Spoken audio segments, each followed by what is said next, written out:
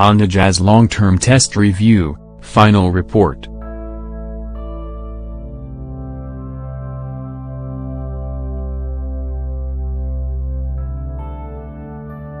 It's not a matter of worldwide sales or cornering prowess.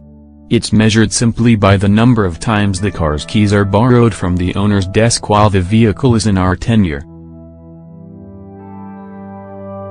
I have run cars on 12-month loans, most notably a Porsche Jaguar, an on-trend Nissan Qashqai and a smart Lexus SUV, where the keys were off my desk so much that I began to wonder if I'd actually dreamt them up. By contrast, in 6 months with my little attract yellow Honda Jazz, only 2 people actually asked to borrow it of their own volition and, having driven it once, they never asked again. And that's a shame.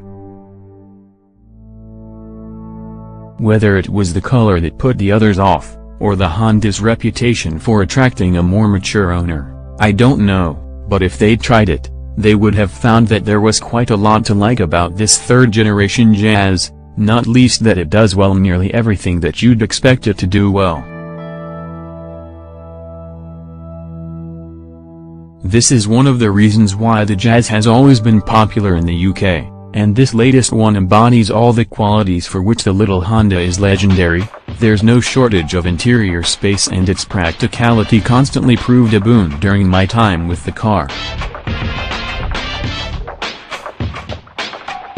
Dropping the clever magic seats was the work of seconds, and the boot space with them down was voluminous.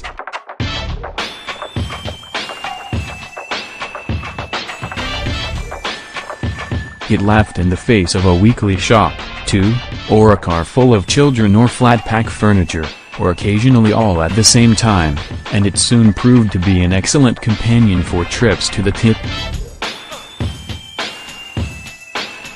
On top of all that, it was easy to get in and out of, easy to see out of and, best of all, remarkably economical for a car that spent most of its time either in commuting traffic or being belted down a motorway. Our overall figure of 41.5 miles per gallon is a splendid result for a petrol engine car and better than I've achieved in many diesel or hybrid cars.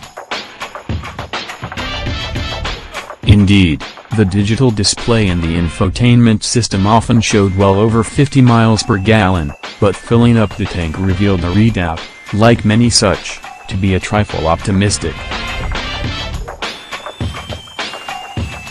Our Navi car was handsomely equipped, too, with the most useful features for me being the front and rear parking sensors.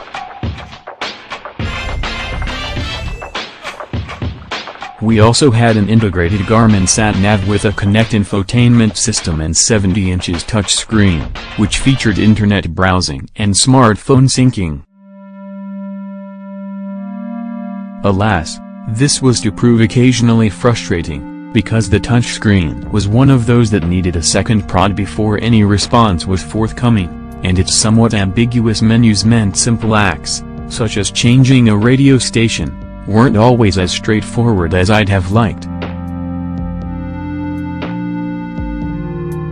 However, throw in the car's unimpeachable reputation for reliability, perceived strong build quality and impressive safety kit, as well as its excellent residuals, and on paper our Jazz would seem to be a match for most of the cars in its class.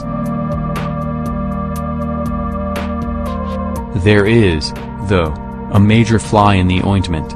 I mentioned that the Jazz does nearly everything well that you'd expect it to do well, but what it doesn't do very well at all is go. Of course, no one expects supercar performance from a supermini, even one made by Honda, but our car was decidedly lacking in straight-line puff. Put your foot down, and in certain situations nothing seemed to happen for a very long time indeed.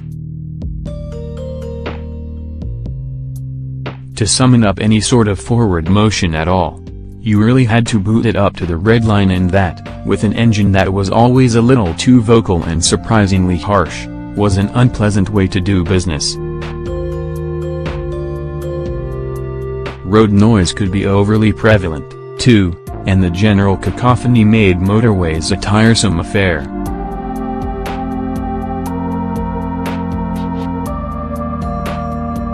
On one such journey, traveling with my family from Surrey to Bristol, it was draining enough to sap the enthusiasm out of all of us and leave us with headaches. I'm not even sure that we've fully recovered now. It caused me to wonder if any sound deadening had been sacrificed to achieve the new Jazz's low weight. The ride, too, was not quite right. Better than Jazz models of old, but still too fidgety around town. The steering was alert and the gear change slick, and there was just a slight suspicion that this car wasn't quite as well finished inside as the previous generations.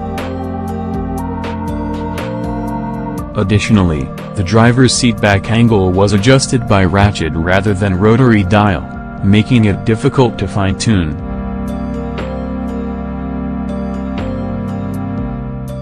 To be honest, though, it was only this slight drawback with the driving dynamics that put a dampener on the otherwise sweet music I made with the Jazz during our 6-month affair.